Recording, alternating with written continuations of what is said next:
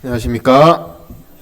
네, 오늘 셋째 날에도 이렇게 함께 말씀의 은혜를 나눌 수 있도록 하신 이 정말 좋은 시간입니다. 오늘은 계속해서 저희가 공부하고 있는 이 구약의 제사 성소에서도 좀 더 이 깊이 세분화해서 저희가 번제부터 이렇게 살펴보고 있는 것입니다. 오늘은 레위기 3장에 있는 말씀입니다. 사람이 만일 화목제의 희생을 예물로 드리되 소로 드리려거든 수컷이나 암컷이나 흠없는 것으로 여호와 앞에 드릴지니 그 예물의 머리에 안수하고 회막문에서 잡을 것이요 아론의 자손 제사장들은 그 피를 제단 사면에 뿌릴 것이며 그는 또 그 화목제의 희생 중에서 여호와께 화제를 드릴지니 곧 내장에 덮인 기름과 내장에 붙은 모든 기름과 두 콩팥과 그 위에 기름 곧 허리 근방에 있는 것과 간에 덮인 꺼풀을 콩팥과 함께 취할 것이요 아론의 자손은 그것을 단 윗불 위에 있는 나무 위에 번제물 위에 살을지니 이는 화제라 여호와께 향기로운 냄새니라. 만일 여호와께 예물을 드리는 화목제의 희생이 양이면 수컷이나 암컷이나 흠없는 것으로 드릴지며. 6절까지 읽었습니다. 번제와 소제에 이어 레위기 3장은 바로 화목제를 소개하고 있습니다. 화목제가 다른 말로 뭘로 또 불렸는지 아십니까? 감사제라고도 불렸습니다. 왜냐하면 이 제사는 주로 속죄의 모든 이 제사가 끝난 뒤에 속죄 받으면 뭐 하게 되나요? 감사하게 되죠. 그렇죠. 내 이 더러운 내 흉악한 죄를 용서해 주신 그 어린 양이나 제물의 피를 보고 하나님께서 나를 속해 주신 그 은혜가 감사하게 됩니다. 그래서 자신의 죄를 용서해 주신 하나님께 대한 감사의 표현으로 드려졌기 때문인 것입니다. 이 본문을 읽어보면 제사의 절차나 제물이 약간의 차이들은 있습니다. 세부적으로 보면 약간의 차이들은 있는데 이 번제와 비슷한 것을 알 수가 있습니다. 특히 피는 동일하게 어디다 뿌려졌죠? 번제단 사면에 뿌려졌습니다. 그런데 번제와 가장 뚜렷한 차이점이 있다면 뭘까요? 암컷도 제물이 된다는 것? 그것도 차이지만 그것은 그 제물 전체를 불태우지 않고 뭐예요? 일부만 태웠다는 것입니다. 번제는 어떻습니까? 제물 전체를 태웠죠. 그러나 화목제는 어떤 특정한 부분만 떼어서 태웠다는 것입니다. 그게 어디죠? 기름과 콩팥. 기름과 콩팥만 태웠죠. 이 부위는 일반적으로 식자재로 사용할 수 있는 거예요, 없는 거예요? 없는 것입니다. 그럼 자연 이런 질문이 나오게 되죠.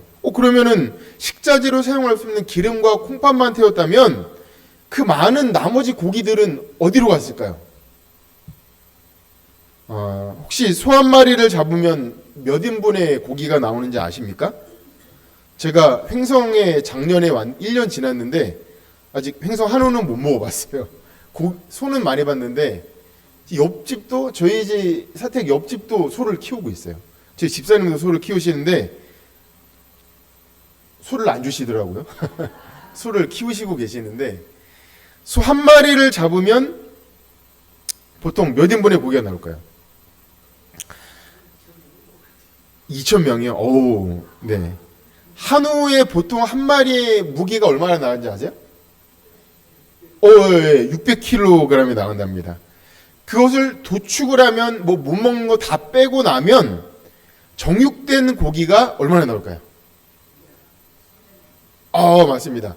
250kg 정도가 나온대요. 조금의 차이는 있지만 이렇게 도축을 해서 250kg까지 나온다고 합니다. 그런데 아마도 고대 이스라엘의 소는 지금 소보다는 작았을 거예요. 그렇죠? 지금 소는 영양분도 먹이고 해가지고 이제 컸지만 지금보다는 좀 작았을 것입니다. 그래서 아마 한 400kg 정도로 신학자들은 계산을 해요.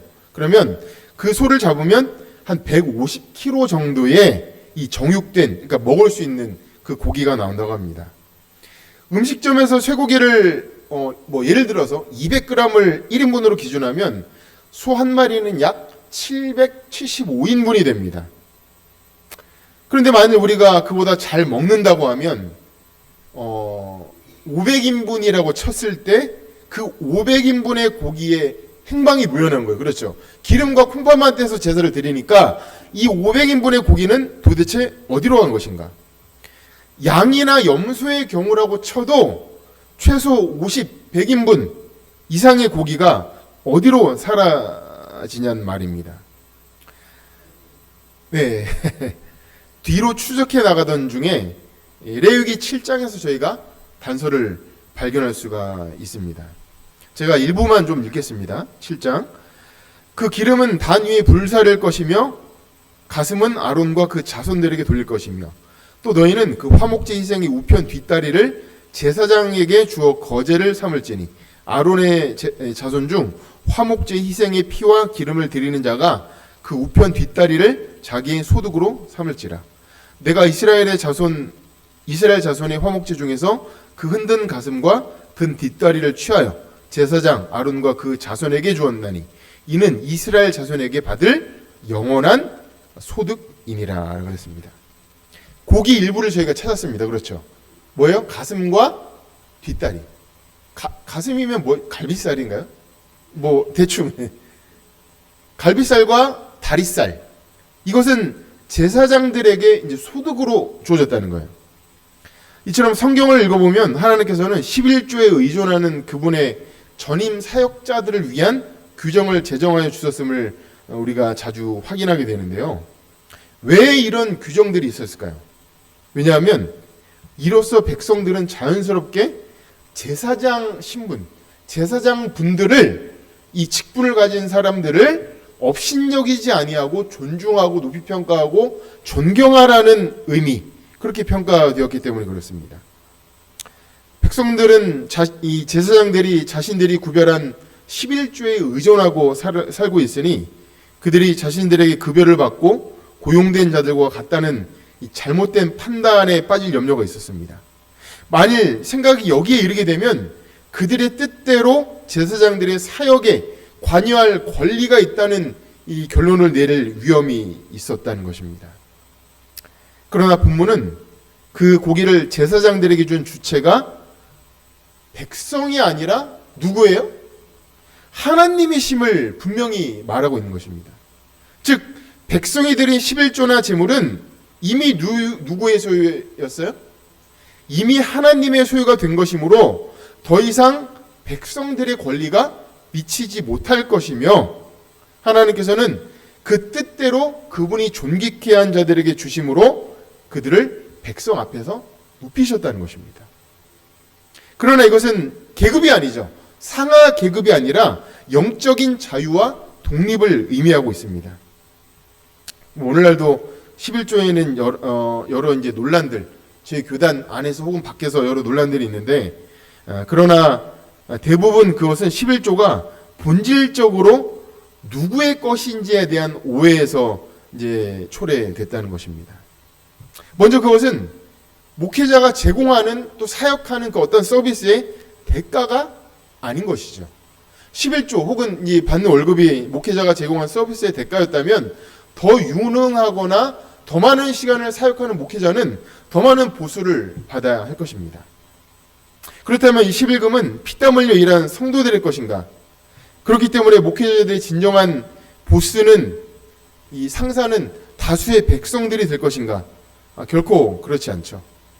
믿고 침례를 받을 때부터 우리는 하나님의 백성이 되었으며 그분이 우리 모든 것의 주인이심을 인정하는 표로 11금과 헌물을 당신께 바치는 것입니다. 그때 우리는 그 재물에 대한 모든 권리를 포기하는 것이죠. 11조는 오직 목회자의 것, 제사장의 것도 아니고 백성들의 것도 아니고 오직 하나님의 것이라는 것입니다. 하나님께서 자기의 것으로 자기의 종들에게 공급하시는 것, 그것이 11조인 것이죠. 그렇게 하심으로 주님은 당신의 종들이 어떤 조직이나 백성들의 요구에도 완전한 독립과 생존을 보장받고 담대히 하나님의 뜻을 전할 수 있도록 구별하신 것이라는 것입니다. 이것이 바로 성직에 대한 입장인 것이죠. 사도행전 5장 29절에는 베드로와 사도들이 대답하여 가로되 사람보다 누구에게? 하나님을 순종하는 것이 마땅하니라고 나와 있습니다. 누구든지 참된 그리스도인은 이런 사역자들을 갈망할 것입니다. 참된 교회는 하나님의 뜻에 아멘으로 화답하게 되어 있습니다. 자, 그래도 이 제사장들에게 준 이 갈비살과 맛있는 다리살을 제외하더라도 아직 엄청난 양의 고기가 행방불명이죠. 그렇죠? 어디로 갔어요? 태우지도 않았고 제사장들에게 주지도 않았다면 이 고기들은 다 어디로 갔을까요? 나머지 고기 행방을 위해서 레위기 7장 15절부터 그 행방이 발견되게 됩니다. 감사함으로 드리는 화목제 희생의 고기는 드리는 그날에 뭐라 그랬어요? 조금이라도 이튿날 아침까지 두지 말 것이니라. 그러나 희생의 예물이 서원이나 자원의 예물이면 그 희생을 드리는 날에 먹을 것이요 그 남은 것은 이튿날에도 먹되 그 희생의 고기가 제3일까지 남았으면 불사를 찌니 만일 그 화목제 희생의 고기를 제3일에 조금이라도 먹으면 그 제사는 연락되지 않을 것이라. 드린 자에게도 예물답게 못되고 도리어 가증한 것이 될 것이며 그것을 먹는 자는 죄를 당할지라. 이제 사라진 고기의 행방을 모두 찾았습니다. 감사제의 경우 고기는 제물을 드린 그 사람이 당일에 성소에서 먹어야 했습니다. 서원이나 자원 예물일 경우 다음 날까지도 먹을 수 있었으나 제3일까지 남은 것은 모두 태워서 없애야 했던 것입니다. 즉 고기는 둘 중에 하나입니다. 뭐죠? 내 입으로 들어가든지 아니면 불로 들어가든지 둘 중 하나였다는 것입니다. 그때가 고기가 귀했을까요? 지금이 귀할까요? 그때가 고기가 훨씬 더 귀했을 것이죠. 그러나 결국 500인분의 고기가 내 손에 있어도 하루 이틀 안에 다 먹지 않으면 값비싼 고기를 모두 태워 없애야 했던 것입니다. 이 규정을 어기면 그 제사는 연락되지 아니하였죠. 다시 말씀드리지만 제사를 연락하시거나 거절하시는 것은 구원과 관련된 문제입니다. 이 가인과 아벨의 제사를 기억하시기 바랍니다. 연락되지 않은 제사는 즉시 가증한 것이 되고 제사 드린 자는 용서받지 못하고 그대로 죄를 당할 것이었습니다. 네. 네. 네네. 바로 다음 장면에 그게 나옵니다. 잘 말씀해 주셨어요. 요거 이제 바로 1분 뒤에 그 말씀이 나옵니다. 네, 아닙니다. 네. 이제 질문을 드리겠습니다. 만일 성도님들께서 이런 상황이 이제 미리 얘기를 해주셔서 질문이 의미가 없어져 버렸는데 이 많은 귀한 고기 어떻게 할까요? 그 당시에 냉동고가 있나요? 김치 냉장고가 있나요? 없었죠. 3일 후엔 어차피 다 썩어 없어질 고기, 소각해야 되는 것입니다. 단 하나의 방법, 장로님께서 말씀해 주신 가능한 한 많은 사람들을 불러서 그 고기를 함께 먹는 것입니다. 그렇죠. 이 150분, 200인분의 고기 몇 명만 먹을 수 없잖아요. 그렇죠. 그런데 너무 고기가 많아서 가려서 초대해야 될까요? 아니면 방명록을 뒤져갖고 그 초대해서 먹어야 될까요? 아닙니다. 그럴 시간이 없어요. 왜요? 하루 이틀 안에 다 먹어야 했기 때문에 예를 들어 방명록이나 축의금 명부를 뒤져서 초대할 연락할 시간이 없었습니다. 지금이면 뭐 카톡이나 전화나 메시지에서 내가 아는 사람 초대하지만 뭐 빨리 뭐 KTX를 타고 오든지 오지만 그때는 그럴 틈이 없었어요. 이것이 바로 화목제를 제정하신 하나님의 계획이었다는 것입니다. 이것이 유월절 식사의 장면을 상상하여 그린 그림인데 표정을 좀 보시기 바랍니다. 분위기가 좋아 보이나요? 나빠 보이나요? 좋아 보이죠. 그렇죠. 가운데 차려진 메뉴 때문인 듯 아마 화기애애해 보이는 것입니다. 그렇죠. 저는 예전에 이제 선교사 가기 전까지 오랫동안 채식을 했고 지금도 거의 고기를 먹지 않습니다. 그런데 예를 들어서 캠핑장에 갔어요. 캠핑장에 갔는데 고기 요리가 나왔을 때, 예를 들어 고기를 구워 먹을 때와 아니 캠핑장에 갔는데 뭐 된장국이나 카레가 나와요. 그럼 아이들이 뭘 더 좋아할까요? 고기 나오는 걸 훨씬 더 좋아하겠죠. 캠핑까지 가서 그냥 엄마 된장찌개나 카레 끓여주면 좋아해요, 안 좋아해요? 안 좋아하겠죠. 절대로 카레 가지고 저런 표정이 나오지가 않았을 것입니다. 그러면 화목제로 소 한 마리가 나온 그날 분위기를 한번 상상해 보시기 바랍니다. 자연스럽게도 이날 화목제를 드린 이 사람의 온 가족들은 엄숙하지만 즐겁고 아주 풍성한 이 모임, 영적인 이 친교 모임을 가졌을 것입니다. 또 누구를 초대합니까? 신명기 12장에 보면 이렇게 나와 있죠. 내 하나님 여호와 앞에서 너는 내 자녀와 그다음 뭐예요? 노비와 성중에 거하는 레위인과 함께 그것을 먹고 또 내 손으로 수고한 모든 일을 인하여 내 하나님 여호와 앞에서 즐거워하되 너는 삼가서 내 땅에 거하는 동안 레위인을 저버리지 말지니라. 물론 이것은 제21조 잔치 때 이제 초대할 명단인데 그날은 집안 노비들에게도 풍성한 잔치가 되어버렸던 것입니다. 그날만큼은 주인의 눈치를 봐요, 안 봐요? 고기가 남아돌기 때문에 주인의 눈치를 볼 필요가 없어요. 뭐 4인분, 5인분, 6인분을 먹어도 아무도 눈치를 주지 않습니다. 오직 11조에 의존하여 생활하는 레위인들도 초청했다는 것이죠. 그러면 자연히 어떻게 돼요? 성직자들과 일반 사람들과 교제를 하게 되겠죠. 그리고 그냥 먹을까요? 성직자들이 하는데 뭐 할까요? 그냥 농담이나 해요? 아니죠. 말씀도 하고 또 하나님의 말씀도 얘기해주고 그런 어떤 뭐 설교는 아니지만 자연스러운 어떤 구역반이나 이런 영적 친교 모임이 된다는 것이죠. 그럼 말씀 연구의 기회도 없고 맛있는 고기도 먹는 그런 장면입니다. 그러나 먹어야 할 고기의 양은 그들만 먹기에는 너무나 많았습니다. 아무 안면이 없었어도 궁핍한 사람들을 정말 오랜만에 풍성하게 대접을 하였고 온갖 사람들은 누군가가 제공한 후한 잔치에 모여서 아무 부담 없이 즐거운 친교를 나눌 수 있었다는 것입니다. 그날은 누구도 식권을 어떤 신분을 체크하지 않았습니다. 몇 번이라도 음식을 더 가져다 먹었던 것입니다. 이것이야말로 완전한 축제이고 사랑의 연합이라는 것이죠. 이 행복하고 거룩한 잔치에 초대된 모든 이들의 마음은 오직 한 분으로 가득 찼을 것입니다. 누구예요? 예수님, 예수 그리스도. 그분은 얼마나 너그럽고 자비로운 분이신가. 이제 예배 원리를 요약하고 압축을 하겠습니다. 부자 선지자 576페이지입니다. 화목 제물은 특별히 하나님께 대한 감사의 표현이었다.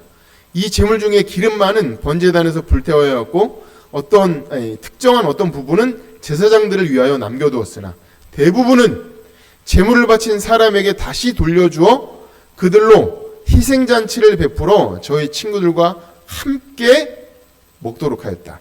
그리하여 모든 사람의 마음이 감사와 믿음으로 세상죄를 지고 가실 크신 희생제물로 향해야 하였다. 이 그대로 다 설명되어 있지 않습니까? 그러므로 화목제는 오늘날 우리가 이뤄가고 있는 한 어떤 예배의 혹은 예배 분위기를 말하고 있는 것입니다. 그것은 무엇이죠? 이제까지 저희는 예배란 내가 무엇인가 받기 위한 것이라고, 받기만을 위한 것이라고 생각했습니다. 물론 사실이죠. 부분은 사실입니다. 예배를 통하여서 반드시 하나님의 은혜를 받아야만 합니다. 그러나 참된 예배는 받는 것만으로는 이루어지지 않는다는 것이죠. 진정한 예배는 뭐예요? 받고 나누어 주는 것을 포함한다는 것입니다. 이유는 너무나 단순합니다. 시대 소망입니다. 다시 한번 읽어볼까요? 생수를 시작. 생수를 마시는 자는 생명의 샘물이 된다. 받는 자는 뭐 한다고요? 주는 자가 된다. 그러니까 우리가 먼저 뭘 마셔야 돼요? 생수를 마시고 이 영생의 근원이신 하나님 안에서 생수를 마시고 말씀을 먹고 생명의 샘물이 된다. 저절로 되는 거예요. 그러면 받는 자는 뭐가 된다고요? 이것은 우리가 애써 노력하는 것이 아니라 생명의 근원이신 샘물을 마시게 되면 우리는 자연적으로 주는 자가 될 수밖에 없다는 사실입니다. 그러므로 다른 사람에게 나눠주는 일이 없는 이 받기만 하는 그런 예배자가 아니라 우리 문막중앙교회 모든 성도님들은 생명의 생수를 충만히 마신 다음에 나누어 주시는 주는 자가 되시기를 간절히 축원드립니다. 이것이 물질적이든 영적인 것이든 우리 받고 주게 되는 것이죠. 그래서 구제와 복음 사역은 모든 그리스도인들에게 당연한 의무가 될 수밖에 없다라는 사실입니다. 예수님께서는 화목제 예배의 진리를 직접 그분이 초대받은 어느 잔치 자리에서 교훈을 가르치셨습니다. 누가복음 14장 13절 14절 잔치를 배설하거든 차라리 가난한 자들과 불편한 자들과 저는 자들과 소경들을 청하라. 그리하면 저희가 갚을 것이 없는 고로 내게 뭐가 된다고요? 복이 되리니 이는 의인들이 부활 시에 내가 갚음을 받겠음이니라 하시더라 라고 했습니다. 그분은 잔치를 배설하거든 지인들이나 부유한 사람들이 아니라 오히려 가난하고 소외된 계층을 사람들을 초대하라고 권면하셨습니다. 이것은 구제의 의무를 상기시킨 것이죠. 그런데 지금 날의 세상의 부는 공평합니까? 불공평합니까? 불평등하게 배분되어 있어요. 그러므로 더 많은 이것을 선물로 받은 사람들은 자원하는 마음으로 그들의 넘치는 소유로 가난한 자들을 도우라는 하나님의 엄숙한 이 요구, 의무를 요구받고 있다는 것입니다. 우리가 이 요구에 순종할 때 우리는 우리가 나누어준 것과 비교할 수 없는 선물, 뭘로 우리가 보답을 받을까요? 내가 뭐 500만 원을 어려운 사람을 위해서 헌신하면 하나님께서 700만 원 혹은 1000만 원으로 보답해 주실 거야? 물질로 보답을 받겠지? 그거보다 더 귀한 건 뭘까요? 우리가 계속 생명의 생수를 공급받고 나누어지게 될 때 우리가 뭘로 보답을 받게 되는 거야? 뭐가 가장 최고의 보답이에요? 예수님의 뭐예요? 품성이죠. 예수님의 품성대로 우리가 변화함을 받는 것이 이 땅에서 받을 수 있는 최고의 보답이라는 것을 믿게 되시기를 간절히 축원드립니다. 왜요? 그것이 뭐예요? 영원한 생명에 들어가는 유일한 길이기 때문에 그렇다는 것이죠. 거기에 있던 어떤 청중이 무릇 하나님의 나라에서 떡을 먹는 자는 복되도다 라고 대답하자 이제 주님께서는 이 화목제 잔치를 새로운 비유로 나타내셨습니다. 어떤 사람이 큰 잔치를 배설하고 많은 사람을 청하였더니 잔치할 시간에 그 청하였던 자들에게 종을 보내어 가로되 오소서 모든 것이 준비되었나이다 하매. 그러나 초대받았던 자들이 다 일치하게 사양하며 잔치에 응하지 않았습니다. 그때 비유의 이 주인은 종들에게 이렇게 말합니다. 종이 돌아와 주인에게 그대로 고하니 이에 집주인이 노하여 그 종에게 이르되 빨리 시내의 거리와 골목으로 나가서 가난한 자들과 불편한 자들과 소경들과 저는 자들을 데려오라 하니라. 종이 가로되 주인이여 명하신 대로 하였으되 오히려 자리가 있나이다. 주인이 종에게 이르되 길과 산울가로 나가서 사람을 강권하여 데려다가 내 집을 채우라. 이것은 더 이상 구호봉사나 구제 이야기가 아니죠. 무엇에 대한 말씀이에요? 복음 전파 사역에 관한 그런 말씀입니다. 이처럼 그분을 주인으로 영접한 주님의 종들은 물질뿐만 아니라 물질도 중요합니다. 물질 사역도 중요하지만 영생의 진리를 다른 사람에게 나누어 준다는 것이죠. 그들은 주님께 받은 모든 풍성한 선물을 다른 사람에게 준다는 것입니다. 이것이 참된 그리스도인들이 드리는 예배의 특징입니다. 그들이 드리는 예배는 그들의 예배는 주는 예배라는 사실입니다. 구원, 곧 죄사함을 받은 모든 사람들은 이 한 가지 위대한 원리를 깨닫는다는 것입니다. 사도행전 20장 35절 다 같이 읽겠습니다. 주 예수의 시작. 주 예수의 친히 말씀하신 바 주는 것이 받는 것보다 복이 있다 하심을 기억하여야 할지니라. 뭐예요? 주는 것이 받는 것보다 뭐가 있다고요? 우리 모든 성도님들 복 많이 받으시는 한 해가 되시기를 간절히 축원드립니다. 복음서 어디에서 예수님이 이런 말씀을 하신 적이 있습니까? 누가복음 6장 38절이 생각납니다. 주라, 그리하면 너에게 줄 것이니 곧 후히 되어 누르고 뭐예요? 흔들어 넘치도록 하여 너희에게 안겨주리라 라는 것입니다. 이것은 예수님께서 산 위에서 하신 말씀, 무엇이든지 남에게 대접을 받고자 하는 대로 너희도 뭐하라? 남을 대접하라. 이것이 율법이요 선지자니라. 이걸 뭐라 그래요? 세 글자로? 황금률이라 그러죠. 대접을 받고자 하는 대로 너희도 남을 대접하라. 이것이 율법이요 선지자니라. 율법이요 선지자란 말은 뭘 뜻할까요? 모세오경이 율법이잖아요. 나머지는 다 선지서라고 합니다. 그러니까 그때는 성경이 뭐였어요? 신약 시대에는, 예수님 시대에는 성경이 뭐가 다였어요? 구약이 전부였잖아요. 그러니까 모든 성경을 다 한마디로 요약하면 남에게 대접을 받고자 하는 대로 너희도 남을 대접하라는 것이었습니다. 기억하시기 바랍니다. 죄의 용서를 받은 자들은 더 이상 대접받기 위해서만 예배에 참여하지 않습니다. 그들은 남을 대접하기 위해서 예배에 참석하는 것입니다. 이것이 지금 우리가 회복해야 할 또 하나의 예배의 형태가 아닌가 생각합니다. 그런데 실제로 좀 더 이렇게 시간이 흐르면 흐를수록 우리의 예배는 어디에 초점이 맞춰져 있죠? 예, 그렇죠. 우리가 매번 반복되는 이 예배에 임할 때 우리는 섬기기 위해, 누군가에게 은혜를 나누고 주기 위해 참석하고 계십니까? 산상부원입니다. 황금률의 표준이야말로 바로 그리스도교의 참 표준이다. 약간 좀 강하게 표현되었습니다. 거기 미치지 못하는 것은 다 뭐라고요? 기만이다 라고 나와 있습니다. 그리스도께서 당신 자신을 주시기까지 귀중하게 여기신 인간을 낮게 평가하며 사람들을 경하게 여기도록 이끄는 종교, 인간, 타인의 궁핍과 고난과 권리에 무관심하게 만드는 종교는 거짓 종교이다.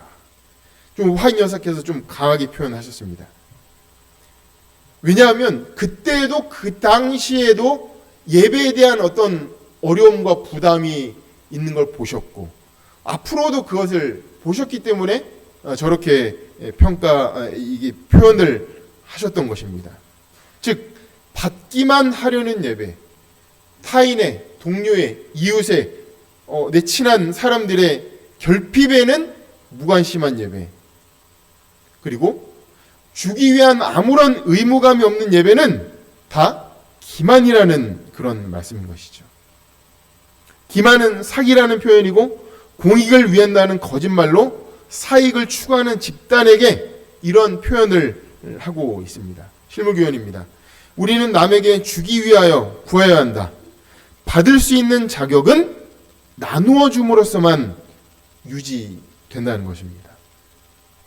우리가 천국에는 어떤 사람들이 갑니까? 어떤 사람들이 천국에 갑니까?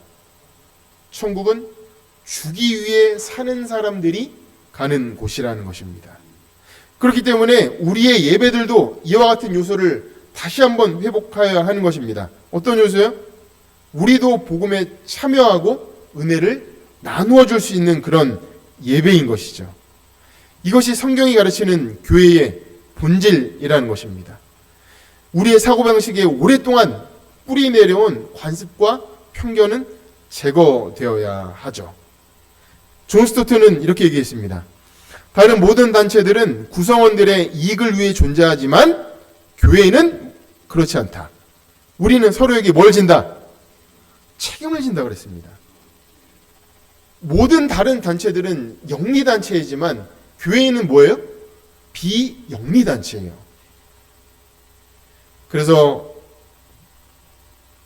고린도전서 10장 24절에 이렇게 나와 있습니다. 누구든지 자기의 유익을 구치 말고 뭐예요? 남의 유익을 구하라 그랬습니다. 이 원리는 예배에 있어서도 마찬가지이죠. 결국 무엇이 화목제의 예배입니까? 무엇이 주는 예배의 모습일까요? 무엇이 서로의 영혼을 책임지는 예배일까요? 고린도전서 11장 17절입니다. 내가 명하는 이 일에 너희를 칭찬하지 아니하리니 이는 저희의 모임이 유익되지 못하고 도리어 해로움이니라. 그러니까 자기의 유익만, 사사로운 유익만 구하는 그런 예배, 그런 모임은 오히려 해가 된다는 것입니다. 자, 성도님들, 도대체 우리가 교회에 모여서 예배를 드리는 이유가 무엇입니까? 만일 우리가 예배를 드리는 이유가 단순히 설교를 듣고 또 내가 준비한 헌금을 내고 성경 공부하고 또 그것만 하고 돌아가는 것이라면 우리는 굳이 함께 모일 필요가 없다는 것을 이미 코로나 기간 동안 다 깨달았습니다. 그러니까 우리가 코로나 동안 지내오면서 이전에 우리가 가졌던 선입관이 다 깨져버렸죠. 우리는 설교를 듣기 위해 또는 성경을 배우기 위해서 교회를 가는 줄 알았습니다. 그게 우리가 교회에 가야 할 이유의 전부라면 코로나가 끝난 뒤인 지금도 사람들이 함께 예배로 모여야 할 특별한 이유가 없는 것입니다. 왜요? 그때부터 다 유튜브로, 다 온라인으로, 생중계로 다 성경 공부와 설교들이 다 전파되었기 때문이라는 것이죠. 교회에 안 모여도 우리가 뭐 할 수 있는 걸 배웠어요. 예배를 유지할 수 있구나라는 것을 배웠습니다. 그러나 우리가 함께 모여야 할 이유는 이 모든 것과는 전혀 다른 데 있었다는 것이죠. 교회 증언 2권입니다. 우리는 서로의 생각과 느낌을 교환함으로 피차간에 뭐를 세우기 위하여? 덕을 세우기 위하여, 또한 서로의 희망과 포부를 알므로 서로 힘이 되고 빛이 되어주고 용기를 주기 위하여서 모인다라는 것이죠. 그러니까 교회에 오면 설교를 듣는 관객으로 오는 것이 맞아요, 아니에요? 아닌 것이죠. 그냥 내가 듣기만 하는 예배를 하기 위해서 오는 것이 맞아요, 아니에요? 아니라는 것입니다. 복음을 나누는 삶은 교회 밖이 아니라 우리가 교회 밖에서 직장에서 내가 모르는 사람에게 문서 전도를 하거나 이것이 먼저가 아니라 교회 안에서 먼저 나누는 삶이 시작되어야 할 것입니다. 우리는 예배를 통하여 서로 구원하는 일에 자신을 헌신하는 것입니다. 우리 문막중앙교회가 그렇게 우리 교회 안에서 먼저 서로 힘이 되고 서로 빛이 되고 서로 용기와 덕을 세워지는 그런 아름다운 교회가 되시기를 간절히 축원드립니다. 그리스도인은 그리스도와 같은 남녀다. 그들은 하나님의 일에 활동적인 사람들이며 영적 친교 모임에 참여하는 사람들이며 그들은 물론 다른 사람들의 참여를 독려하는 사람들이다라는 것입니다.